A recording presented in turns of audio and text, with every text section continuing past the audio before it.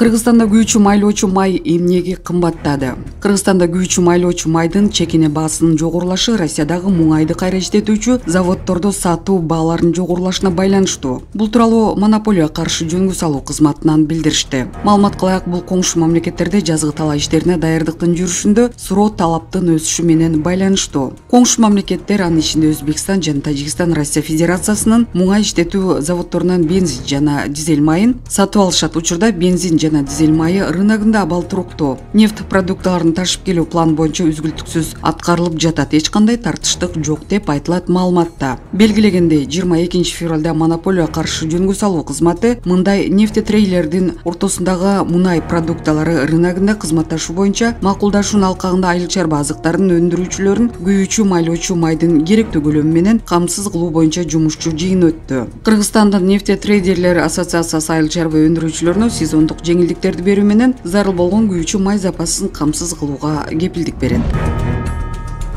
Министр Текебаев жүк ташууда мыйзам бузгандарга жаза катаалдаганын эскертти. Транспорт жана коммуникациялар министри Тилек Текебаев 23 февралда салмак көлөмдүү көзөмөлдөгөн бекеттерди күтүүсүз текшерди. Ал бул тууралуу Фейсбуктагы баракчасына жазып, оор жүк ташууда эреже мыйзамдарды бузгандарга мындан ары жаза катаалдаганын, айып пулдун өлчөмү көбөйгөнүн эскертти. Азыркы учурда көзөмөлдү күчөткөн жаңы мыйзам күчүнө кирди. Биздин өлкөнүн аймагына уруксатсыз кирген үчүн салынган айып аз болгондуктан чет өлкөлүк ташуучулар эреже талапты сактабайт. Ушундан улам мыйзамдарга өзгөртүүлөр киргизилди. Мындан ары уруксат кагазынын ээси жүк ташууну башкага берип койгон учурда жеке жактарга 10 000, юридикалык жактарга 30 000 сом айып пул салынат. Чет өлкөлүк машиналар Кыргызстандын аймагында уруксат кагазга мөөр бастырбастан жүк ташыса жеке жактарга 20 000 сом, юридикалык жактарга 65 000 сом айып пул салынат. Ашыкча жүк жүктөп жолго зыян келтирген үчүн жеке жактарга салынган айып пулдун өлчөмү 17,5 000 сомдон 20 000 сомго чейин жогорулады. Юридикалык жактарга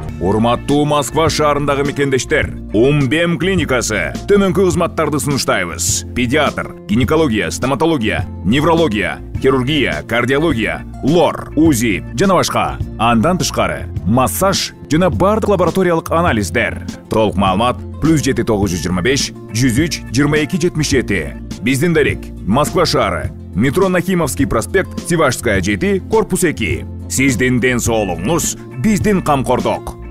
Юридикалык жактарга 55 000 сомдон 65 000 сомго чейин болду деп жазды Текебаев. Кыргызстанда акан жолдордо жалпысынан салмак көлөмдүү көзөмөлдөгөн 20дан ашык бекет бар. Былтыркы жылдан тартып өлкөдө оор жүк ташуучу машиналарды көзөмөлдөө иши башынан аягына чейин автоматташтырылып, адамдык факторду толугу менен жоюу пландалып жатканы айтылган. Мындай бекеттердин кызматкерлери коррупцияга шексин алып кармалган учурлар болгон. Кыргызстанда Кытайдан оор жүк ташыган машиналар жолдорду бузуп жатканы, буга алар ашыкча жүк жүктөп, ченемдерди сактабай иштеп жүрүшкөнү, көзөмөлдөөчү кызматкерлер көз жумуп жемкорлук орногону айтылып келет. Аталган министрлик Кыргызстанда былтыр июндан сентябрга чейин жүк ташыган машиналарга күн ысыкта жолго чыгуусуна чектөө киргизилген. Маалымат булагы Азаттык.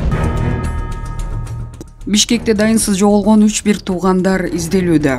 Бишкекте дайынсыз жоголгон 3 бир тууган Раяна Марукова, Мусабек Маруков жана Исабек Маруков изделүүдө. Бул тууралуу Ленин райондук милициясына билдиришти. Маалым болгондой, 24 февралда милицияга БА аттуу жаран кайрылып, 2009 жылы туулган кызы Раяна Марукова жана 2012 жылы төрөлгөн уулдары Мусабек жана Исабек Маруковдор ошол күнү Бакаев көчөсүндө үйүнөн чыккан бойдон дайынсыз болуп жатканын билдирген. Милиция дайынсыз болуп жаткан балдарды көргөндөр болсо 0312 35 29 47 0777 86 97 97 0786 09 09 0773 90 94 65 же 102 номерлерин бирине кабар берүүсүн суранат. Раяна Марукованын белгилери бою 165 см, арык чырай, чачы күрөң, кийген кийими кара куртка, кара топу. Мусабек Маруковдун белгилери бою 130 см, арык чырай, чачы кара, кийген кийими көк куртка, кызыл өңдөрү бар, боз топу. Исабек Маруковдун белгилери бою 130 см, көк куртка, жашыл өңдөр бар, көк топу.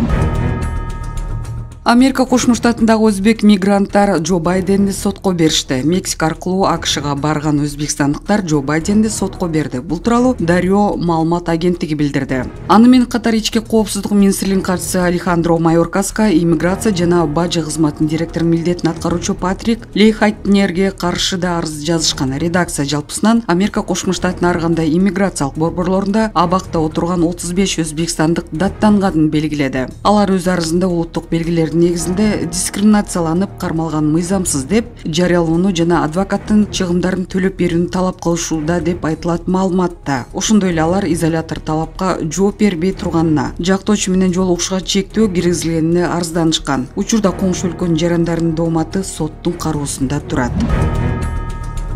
Депутат шылуундар жасалма интеллектти колдоноорун эскертти. Кыргызстанда телефон аркылуу алдамчылык кылган шылуундар жасалма интеллектти колдонууга өттү. Бул тууралуу Жогорку Кеңештин депутаты Дастан Бекешев билдирди. Анын айтымында жарандарга чалып тууганы же жакын адамы жол кырсыгына кабылды деп акча өөнөгөн кишилер жаңы ыкмаларга өтүп жасалма интеллектти да колдонот. Алардын ыкмасы кандай иштет? Кыргызтелеком же уюлдук телефон аркылуу сизге чалып үнүңүздү жаздырып алышат. Аны жасалма интеллекттин жардамы менен иштеп чыгып, сиздин үн менен туугандарыңызга же жакындарыңызга чалышат. Сиздин тууганыңыз менен жакындарыңыздын номер тууралуу маалыматты кайдан алышат деген суроо гана туулат, дейт ал. Депутаттын айтымында Ички иштер министрлиги аталган шылуундар менен күрөшө баштаганы менен алардын саны көп болгондук аягы тыйылбай эле. Мындан улам ал байланыш операторлорунун шылуундук телефон чалуулар боюнча арыз даттанууларды кабыл алып, алардын негизинде алдамчылардын номерин аныктап, бөгөттөөнү милдеттендирген мыйзам долбоорун киргизүүнү сунуштады. Маалымат булагы, репортер KG.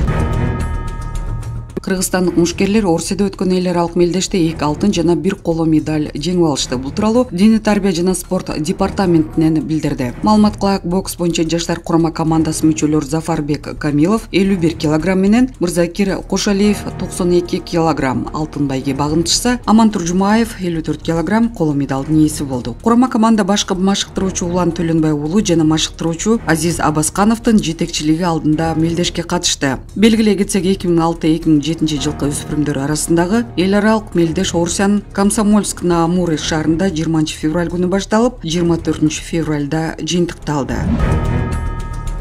Америка Кошмо Штаты Кыргызстандык дагы бир компанияга санкция салды. 23 февралда Америка Кошмо Штаты Орсияга каршы санкциялардын жаңы айлампасын киргизди. 500дөн ашык жеке жана юридикалык жактарды камтыган санкциялык тизимге кыргызстандык УКОН жоопкерчилиги чектелген коом компаниясы дагы кирген. Бул компанияга карата экинчи даражадагы чектөөлөр Орсиянын аскердик өнөр жай базасын колдоого багытталган экономика тармагындагы ишмердик үчүн киргизилгени айтылат. Юстиция министрлигинин базасында маалымат калайык, УКОН чет өлкөлүк катышуучу бар компания, ал 2022 жылы августта каттоодон өткөн. Жоопкерчилиги чектелген коом адистештирилбеген дүң соода менен алектенери көрсөтүлгөн. Маалымат булагы Политклиника.